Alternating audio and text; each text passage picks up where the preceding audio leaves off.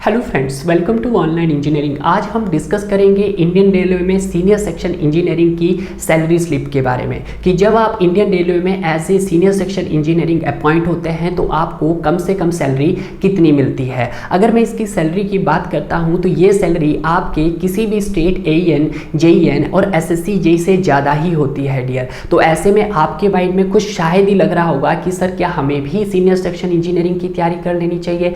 जी हाँ, अगर आप ऐसा सोच रहे हैं तो बहुत अच्छा सोच रहे हैं, क्योंकि गवर्नमेंट ने कुछ रूल ऐसे भी निकाले गए हैं कि अब आपका जो सीनियर सेक्शन इंजीनियरिंग की जो पोस्ट होगी उसको आप एज ए गैजेटेड पोस्ट में भी काउंट किया जाएगा। अभी इसके ऊपर कुछ चर्चाएं चल रही है, मीटिंग चल रही है, हो सकता है आने वाले टाइम में ये एक आपका गैजेटेड पोस्ट में ही काउंट हो जाएगा। क्लियर है? तो देखते हैं आपका कि मिनिमम सैलरी अमाउंट कितना प्रोवाइड करता है आपका Indian railway as a senior section engineering को। अगर यहाँ पर बेसिक सैलरी की बात करते हैं तो बेसिक सैलरी आपको दी जाती है 44,900। 44,900 के अलावा भी आपको यहाँ पे कुछ अलाउंस प्रोवाइड किए जाते हैं जो 31% होते हैं आपके बेसिक सैलरी के। अगर हम आपकी बेसिक सैलरी का 31% काउंट करते हैं तो आपके पास अमाउंट आता है 13,919 रुपये।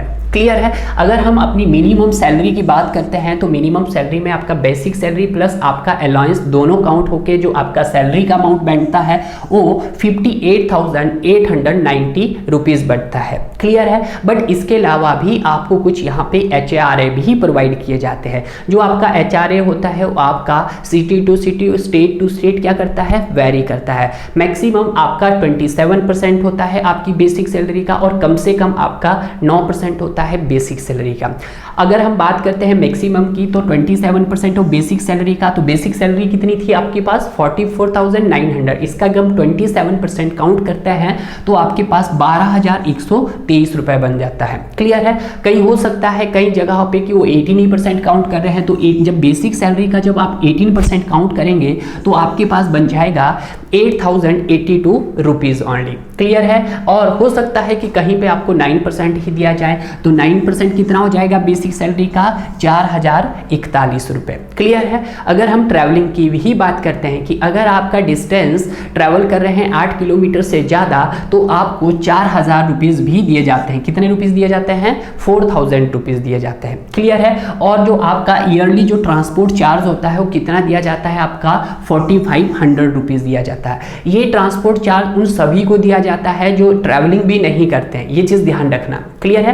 क्योंकि ये आपका ईयरली में काउंट होता है, बट आपको ये मंथली सैलरी के साथ भी प्रोवाइड किया जाता है। क्लियर है? अगर हम टोटल सैलरी की बात करते हैं तो उसका आपका बेसिक सैलरी, तो बेसिक सैलरी आपकी 44,900 रुपये रह जाती है, जिसमें आप 31% अलाउंस काउंट करते हैं तो 13,919 रुपये बच जाता है। और यहाँ पे जो आपको HRA प्रोवाइड करता है वो आपका मैंने यहाँ पे नियर अबाउट ले लिया है 8,082, क्योंकि ये वेरी कर सकता है। आपका मैक्सिमम 27% जा सकता है और मिनिमम 9% जा सकता है। उसी तरह से हमने यहाँ पे ट्रैवलिंग का चार्ज ले लिया है आपके पास 4,000 और ट्रांसपोर्ट का चार्ज जो आपको दिया जाता है 4,500 रुपीज़। अगर हम इसको टोटल काउंट करते हैं तो आपके पास ये नियर अबाउट 75,401 रुपीज़ के आसपास पड़ता है, जो एक आपके पास किसी भी SSC JEE की बात कर लो, चाहे RRB JEE की बात कर लो या किसी भी स्टेट AEN की बात कर लो, उसकी सैलरी से ज़्यादा ही है। तो अगर आपका ड्रीम है कि आप भी as a senior section engineering की पोस्ट पे अपॉइंट हो इंडियन रेलवे में, तो आज से ही अपना टारगेट को